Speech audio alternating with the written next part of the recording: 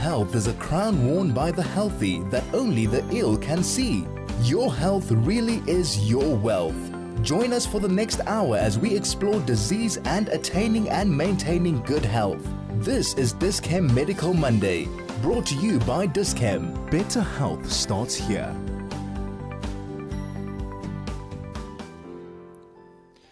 Good morning. It is a lovely fresh morning here in Johannesburg. It's the 20th of July, just gone 8 minutes after 9. You're listening to the Dis-Chem Medical Monday show, and I think this is going to be one of the most important shows that we've had in a long time. The summer season is approaching. The June-July holidays are upon us, and we're going to be chatting with Andrew Ingram, National Sea Rescue Institute Communications Manager, and Dhaya Sewduth, and I hope I haven't destroyed the pronunciation of your name, President of Life Saving South Africa. I remember getting my bottom kicked when I was a nipper at Camps Bay, so I'm a little bit scared of senior lifeguards. So stay with us. Let us have your questions for our guest on 061 895 1019. This is Medical Monday, brought to you with the compliments of Dis-Chem. Better health starts here. Yeah. And we are back live, having a little bit of a chuckle off air. Two fantastic guests and chatting about a really, really important subject. And Dhaya, obviously you said you're now media manager. We had to change the title. Welcome to both of you. I think, Dhaya, let's start with you, if I can get a quick introduction and your background, and then Andrew will move to you as well. So Dhaya, the floor is yours. Very good morning to you. I represent Life Saving South Africa, a 113-year-old voluntary organization. As you corrected, I serve my term as president. I'm still on the board. And as you know, Life Saving South Africa is committed to water safety and drowning prevention. If you look at the build-up to World Drowning Prevention Day, which you pointed out to be on the 25th of July, it's something that the International Life Saving Federation started in 2011.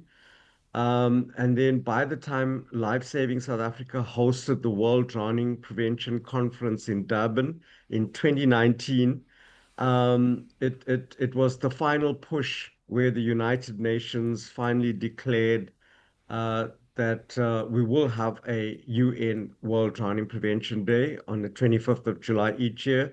So it has been a 10-year struggle, but successfully achieved with the support of the World Health Organization and other global drowning prevention alliances. Like we do with South Africa, we work closely with NSRI, with municipalities, with a range of organizations to ensure we can meet our nation's needs.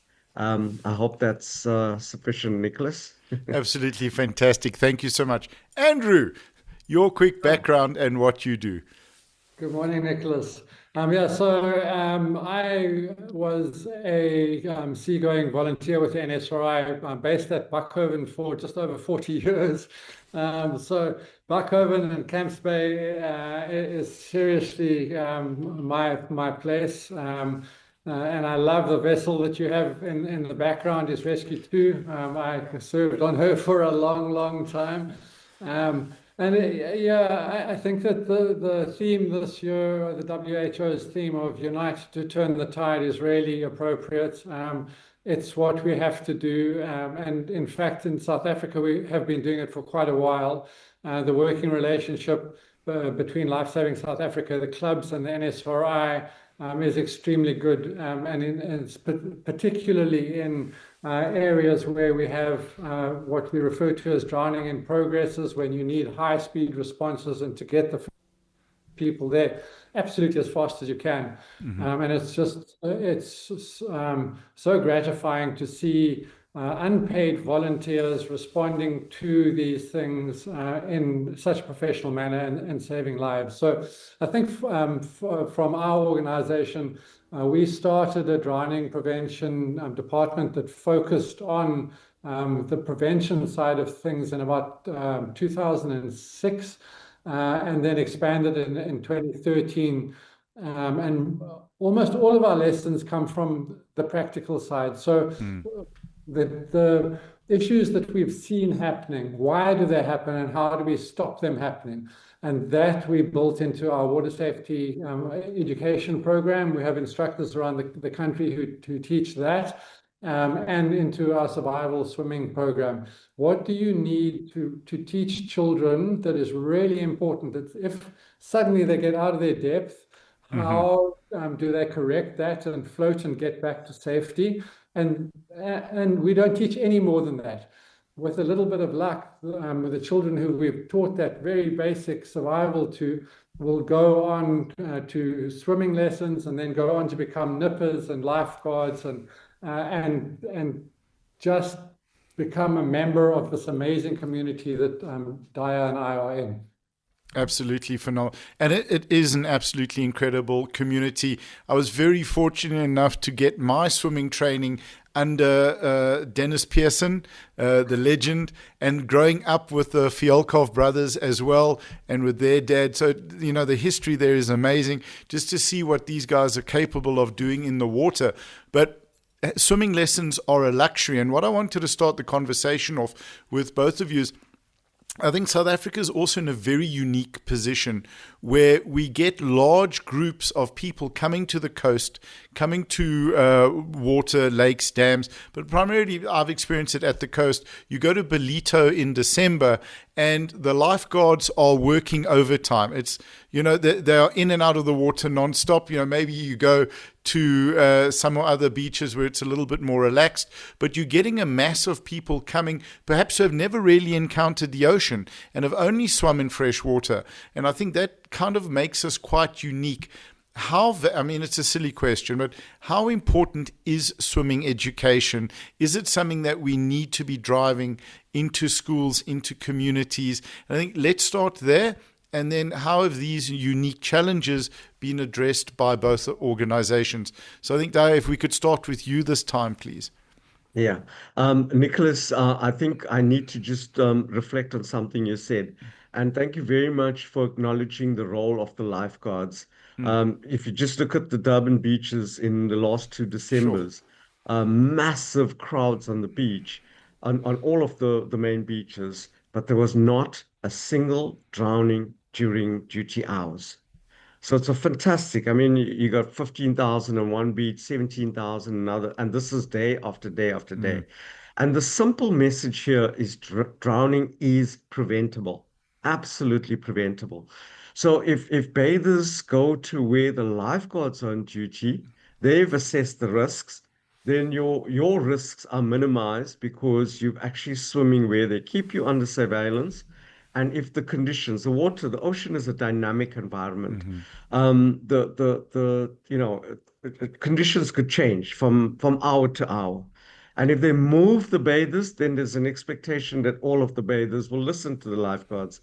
Sadly, what we do see is, because the security forces, the police, effect searches of their bags for alcohol, etc., you get people going to remote beaches which are unpatrolled.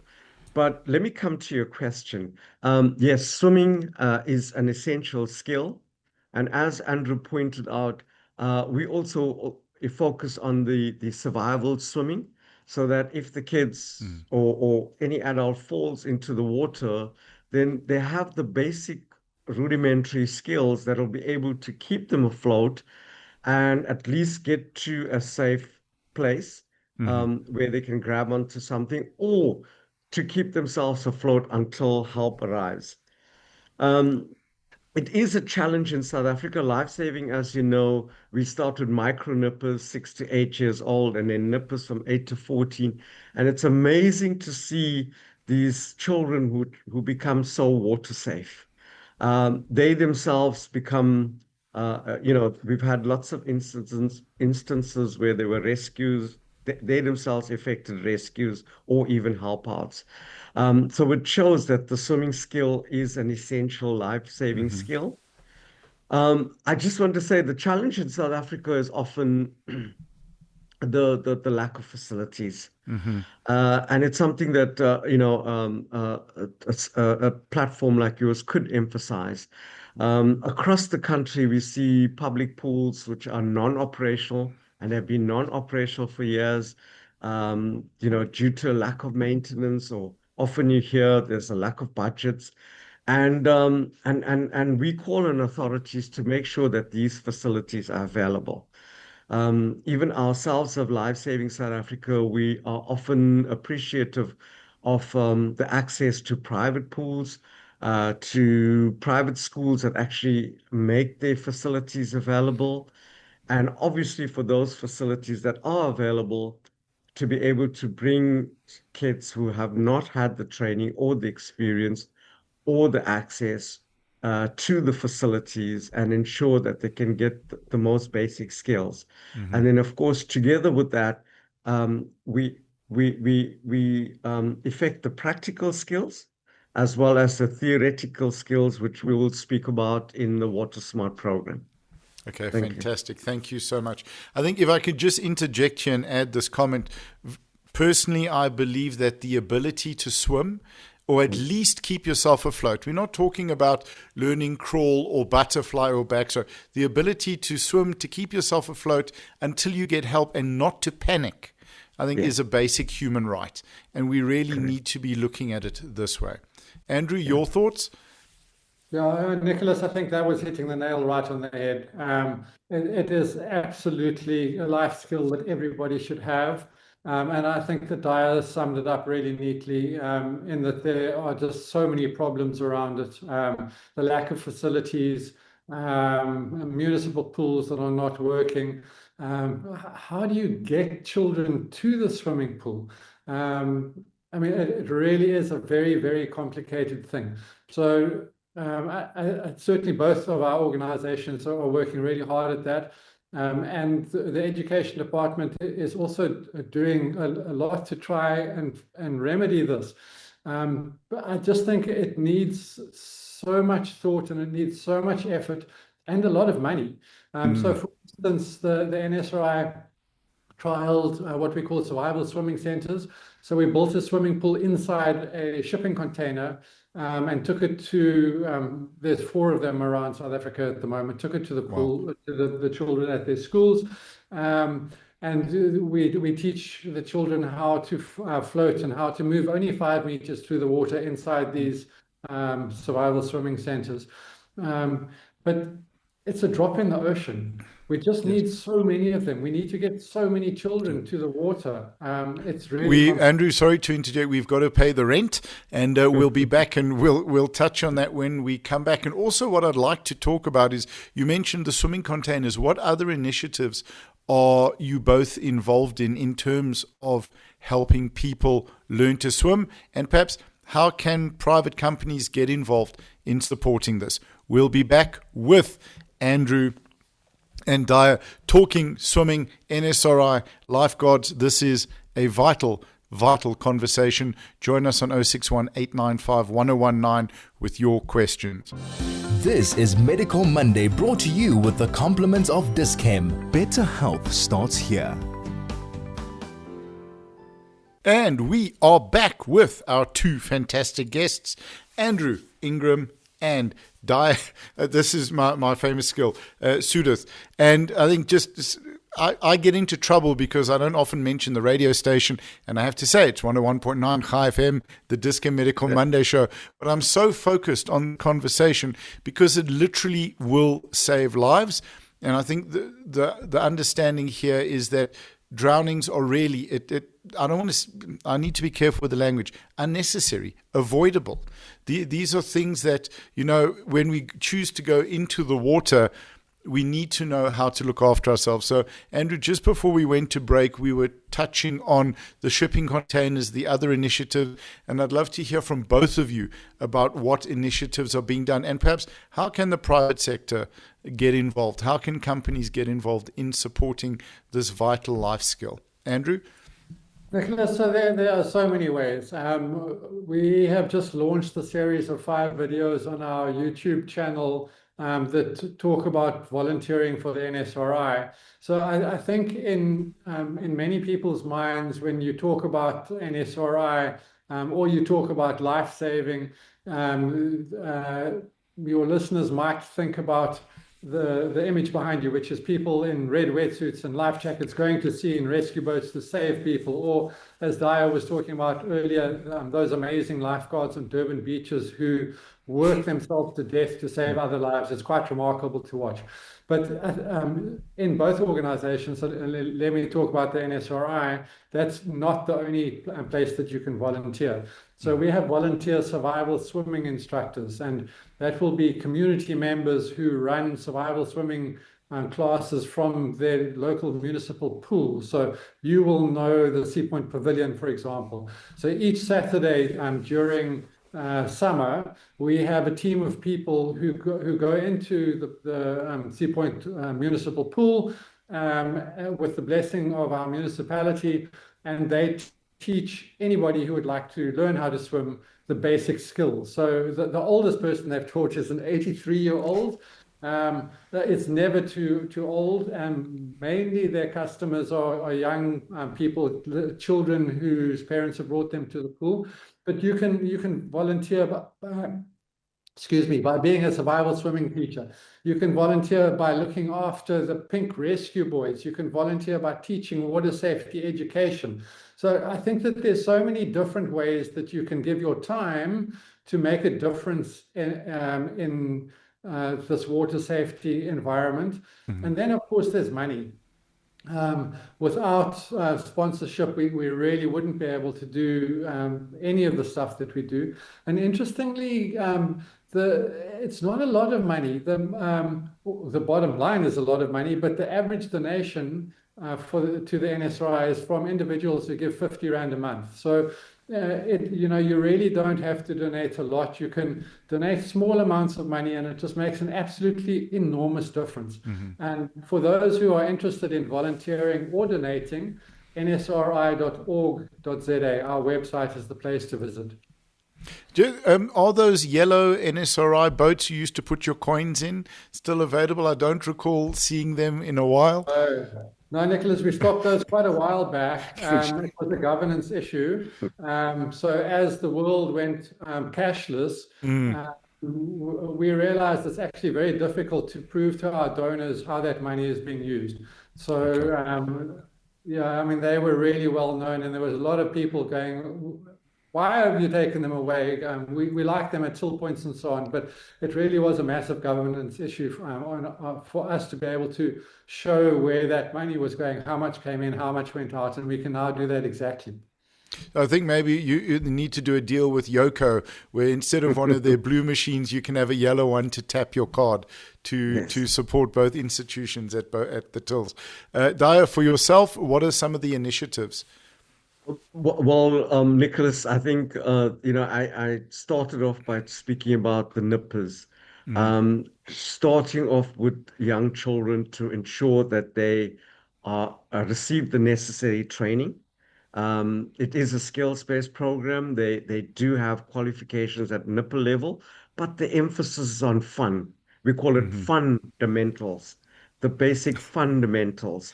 And you see how it actually grows. And it's amazing to see young children begin to get some knowledge about the risks involved in water. Something which they actually then take with them into the schools, into their families and communities.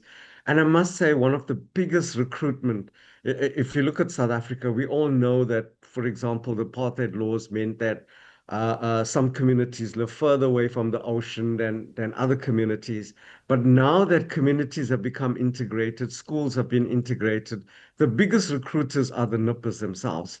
You invite your friend for a sleepover on a Saturday night, and then on Sunday night you say, listen, come with me. I'm going down to Clifton, I'm going down to Durban Surf, etc. I'm going to have to do a 2-hour training. You're welcome. And then it snowballs from there. The other big thing that we're targeting is, especially with faith-based organizations, if you look at the stats, and we'll probably speak about the stats, it is tragic indeed to see communities who are going to perform their baptisms along the water's edge end up being drowning victims, fatal drowning victims. Working with faith-based organizations to ensure that they go to areas which are safe, And obviously, if they come down to the beaches, that the lifeguards arrangements can be made for lifeguards to be on standby, show them where to enter the ocean, where will it be safest, rather than just entering the ocean at any place and then getting sucked into a rip current and you have a tragedy of hand. The Water Smart program is something, and I hope we could speak a little bit more about that. Please. We've written this within the life skills orientation in the school's curriculum.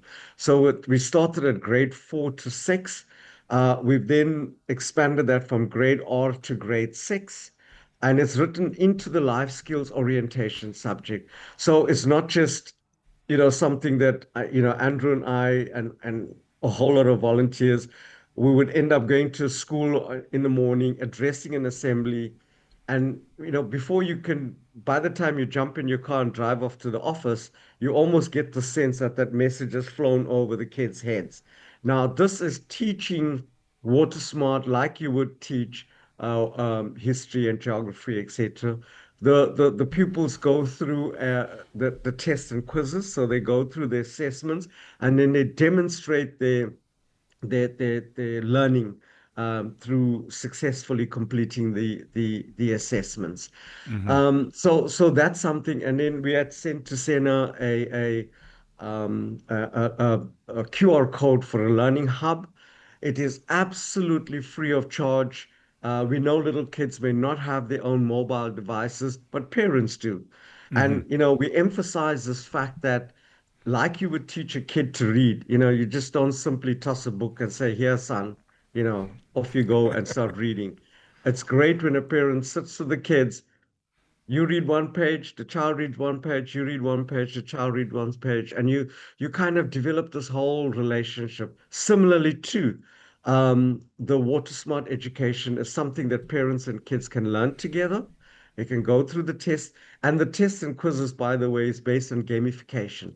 Kids love to play the Brilliant. Xbox games. So you level up, you keep leveling up from module 1 to module 2. And I must say, if you can encourage your listeners, put it onto your website and try FM. All they do is scan a QR code, and I guarantee you it will not even take more than 50 megs of data to download 4 modules. So it's Okay. very, very low data intensive. And then we move on, as Andrew indicated, where the pools are actually operational.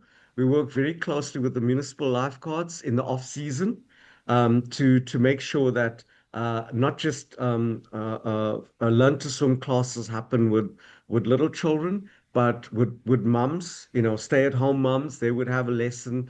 Adults are brought in to do the aqua exercise, and then they are taught the safety and the survival swimming, so that you address this need within an entire community. And then lastly, I wanted to say, Life Saving South Africa is registered as a sport federation. Like you got Rugby South Africa and Cricket South Africa, we registered as a sport federation. We work with the other aquatic sport federations, Swimming South Africa, Rowing South Africa, Paddle Sport, Sailing South Africa. We do collaborate. And for example, with Swimming South Africa, you have the Learn to Swim teachers. So I think Andrew makes a very good point. None of us have the resources to be able to roll out a national program, reach out to every kid in every corner. We actually got to pool our minimal and our scarce resources so that we can actually hit this bigger target. And your point about the corporates coming on, what better way for corporates to use their corporate social investment to invest either in the transportation to get the kids to the schools, or as Andrew mentioned, to build the facilities. Or hopefully, we can convince municipalities who cannot manage their service delivery, convince them to go into a public-private uh, partnership. They own the facilities. We have the volunteers. A corporate comes in, and we create this PPP to actually run and manage the pools so that they are operational. They are available to teach the different sectors of our community. So yeah, we can move from what we have at the moment to what we can actually do if we can develop these partnerships. And I think your media station can certainly drive the corporates to come and hold hands with us. Absolutely. It's something that this is a Jewish radio station. We're very good at guilt. And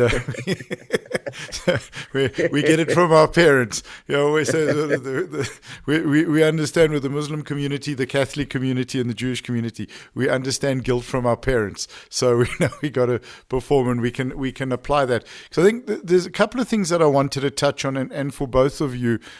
The one incredible thing, which is an amazing asset and I think a real challenge, when you provide swimming education and people become competent in the water and they don't panic, you never know when those skills save their lives. They're not SMSing you or doing a post on Instagram to say, I nearly got into trouble, but I got out of it very quickly because I have the skill set. We go on about our daily lives, and I think that's the incredible benefit. And I thought about it when you mentioned nippers, because I remember being in the Camps Bay pool, and it suddenly dawned on me that, 6 months ago, 10 minutes into our training, I would have been in trouble, and now it's just uncomfortable in terms of practicing. And I'm not built for endurance. I'm a power lifter. I lift heavy things, and in martial arts, I throw people. I'm not an endurance athlete. So, 20 minutes, 30 minutes in the pool, even with breaks, was a lot for me. But we don't see the actual benefit, and I think that's something that people need to understand and get involved in. And so many free services, from the training at the Sea Point Pavilion to the online resources. And I think if people are taking advantage of that, give an hour or give 2 hours or get in touch and see how you can support the two organizations. And just from my one of the questions, I get great questions from Sina, but she asks, who is most at risk? And what are the common circumstances surrounding drowning? And I just wanted to mention something that about, I've been sober for 19 years. And one of my last holidays in Durban, I was about 50, 60 kilos heavier. And I know how to swim. And I understand the sea. And I grew up in the sea. I grew up on Camps Bay and Buckoven and on Clifton and on North Beach, by the way, which was great. But I went in and I was a complete idiot. I thought, let me just go and cool off. I'm hot. By the lighthouse in Umhlanga, went in there just between the lighthouse and Granny's pool. And I hit a sandbank that I didn't realize. And I dropped and I got caught in a wash. And I panicked. I didn't even realize it. And I was 6 or 7 meters from the shore. I was going in to cool off, not even to swim. And the ocean got me. And I managed to get back in. And I was struggling to catch my breath for about 15 minutes on the beach. So it's not about who's at risk. We're all at risk. I think that's the reality. And I'd love both of your thoughts on that. I think, Andrew, if we can start with you, and then Dhaya, to you as well. Nicholas, I think that's such a good story, and I have a very similar one. I'm a strong swimmer. I've been in the water since probably before I could walk. I think I could swim. Taking crayfish and pelican out with my father as a tiny child, and it was maybe just over a decade ago that I went to Wilderness to make a rip current video. So. I think that without a doubt, the biggest danger that people face when they go to a beach are rip currents. I think that's where our lifeguards are just so amazing. And that's why you'll hear Dhaya and I say, and all of the people involved in our industry, if you choose to go to a beach, please choose a beach where lifeguards are on duty. And it's mainly because of rip currents. They are a nightmare. Shall I come back to you? Yeah, thank you. We'll come back to that now. And also what I wanted to touch on, and I don't want to forget it, Dhaya, for both of you guys, go and speak to the lifeguards before you get into the water. Go and chat to the guys at the NSRI station before you get in the water. Find out about the conditions. I want to get your thoughts on that. You're listening to the Discount Medical Monday show here on 101.9 Chai FM. I'm Nicholas Single. I'm chatting with Dhaya and Andrew. We're talking water safety. This is Medical Monday, brought to you with the compliments of Dis-Chem. Better health starts here.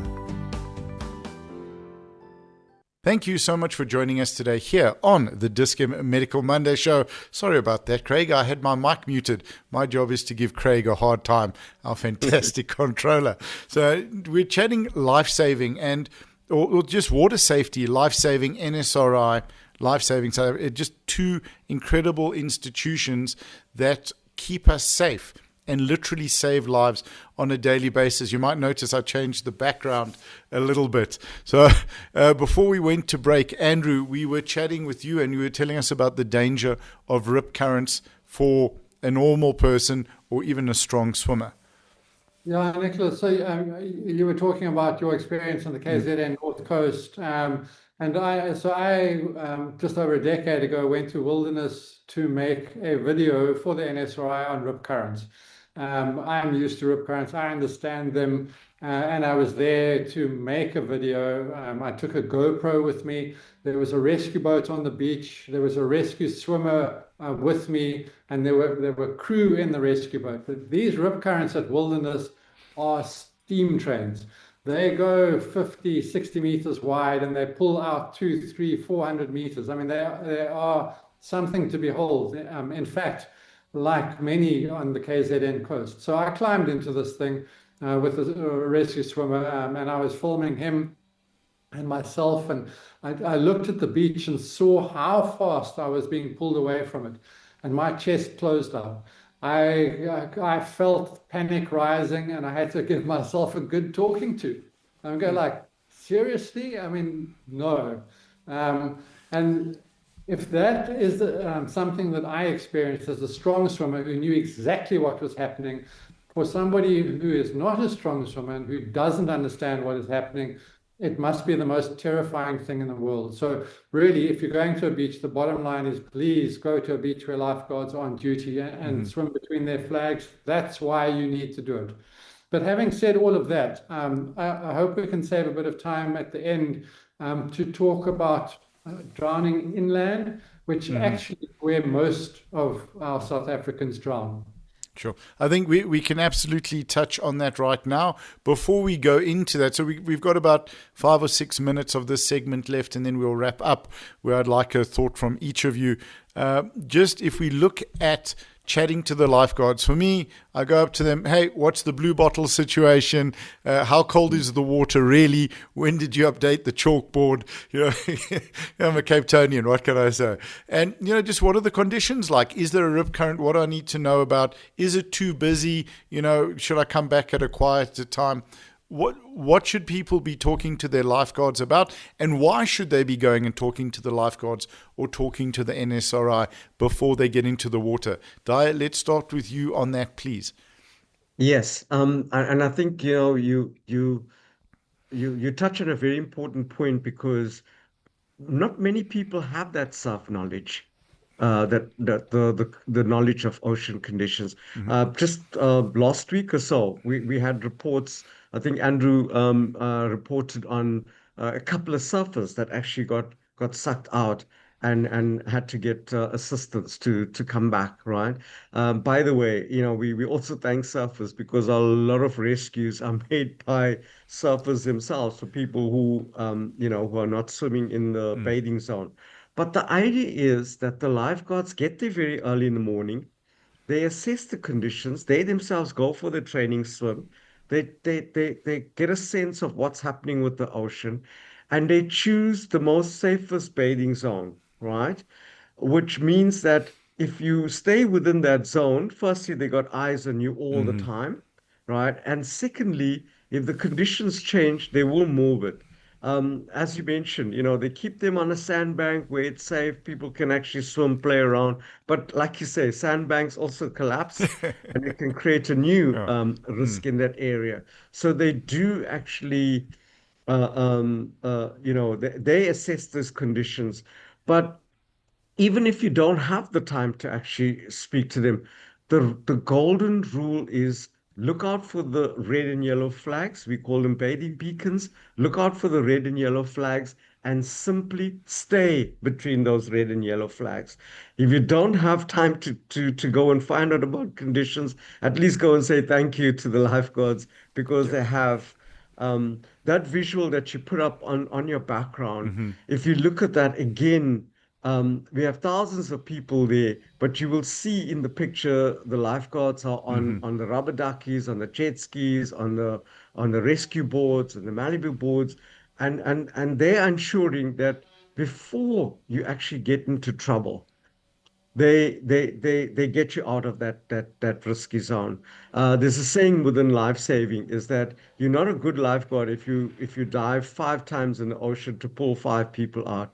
You're a Mm-hmm. good lifeguard because you prevented 5 people from getting to trouble in the first place, and that's what you see in that visual, and that is why the lifeguards must be praised for their sterling preventative work to ensure that those thousands of people can all go home safely, go back home as a family that they came to the Absolutely. beach. I love that thing. And Andrew, before we go to you about the inland risks and challenges, I just wanted to ask Dhaya, are we allowed to buy the lifeguards in Umhlanga the dinky donuts when we come off the beach to say thank you? Or is that, we're going to end up with a whole bunch of chunky lifeguards. So, Yeah, so- and the diet trends have changed. Lots of them also wolf down the bunny chows as well. yeah, absolutely. Thank you. And let's talk about inland and the risks. And then just before we go to ad break, what can we do to teach people? Okay, we're going to ad break now, and then we'll come back to that very quickly. What can we do to teach someone or upskill someone who doesn't have access to water? Is there something that we can tell them what to do? Try to get on your back.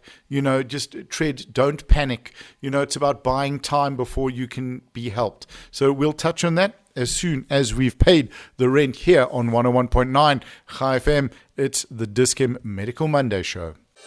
This is Medical Monday, brought to you with the compliments of Dis-Chem. Better health starts here.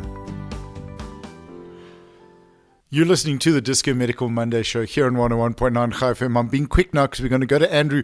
We've got like 3 minutes before we have to end the show, and such important info. Let's chat about inland risks. Yeah, so Nicholas, your 3 minutes has set me into a panic straight away. Sorry. So I think what I would really like to land is probably the most important thing that we can ask parents and caregivers is to supervise your children. It's really it's important to understand that drowning is silent. It's not like in the movies where people splash the water, flap their arms around and scream, help, help, I'm drowning. It is literally absolutely silent. So if you're not watching your children, you will not see them slip under the water. That is really the golden nugget for parents and caregivers. The other one you mentioned earlier, alcohol. Please don't drink alcohol and go into the water. We don't drink and drive. It's become uncool to do that in South Africa, and it's exactly the same as swimming or going near the water, going into the water. Just don't drink and swim. If you have a swimming pool at home, even in winter, cold weather, please make sure that it's covered. It has a child-proof fence around the cover, or the net is child-proof. It's properly accredited. And lastly, very quickly, for those who drive through rivers, whether it be a four-wheel drive expedition or so on, you might see on social media people doing insane things with water coming up to the bonnets, and don't do this. Please don't do it. 15 centimeters of water can wash you off your feet. 30 centimeters of water can wash your vehicle, a heavily laden 4x4 vehicle, away. So don't try and cross flooding rivers. Please go around. That's and camp rather. So a really great advice. If we just to wrap up very quickly, by the way, I put 2 pictures of some guys from Clifton, a couple of legends behind me, and just what advice do we have for our listeners, Dhaya? If we could go to you, if you could make one statement that could potentially save a life. Yes, I want to reflect on what Andrew said and just expand on that very quickly. If you look at the drowning stats in South Africa, very high indeed, anything from 1,500 to 2,500 in per annum, and the biggest proportion in the age demographic is children. It's children. So probably at least 30 to 40% of that is children who actually drown. So It's even at bath time, never to leave a kid alone and to go and answer a cell phone. We also know that South Africa is we have flood-prone areas, but we have water-scarce areas. And then we also know that municipalities, again, are not delivering on water. People store water in buckets and containers at home.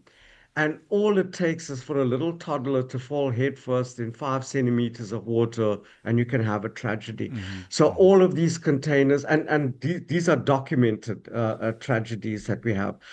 To have the containers covered at all times, so that you minimize that risk. But very importantly, I think supervision of children. It's these layers that we create. Having children at arm's length, the barriers, like Andrew said, the fences, etc. And then, of course, moving on to other barriers like the lifeguards. So training the child to observe those barriers from, not going to swim alone, supervising the child, keeping them at arm's length. If the gate, the pool gate is locked, then respect that, Absolutely and move on fantastic. to the various layers. Yeah. And it set the layers because layers buy us time, right?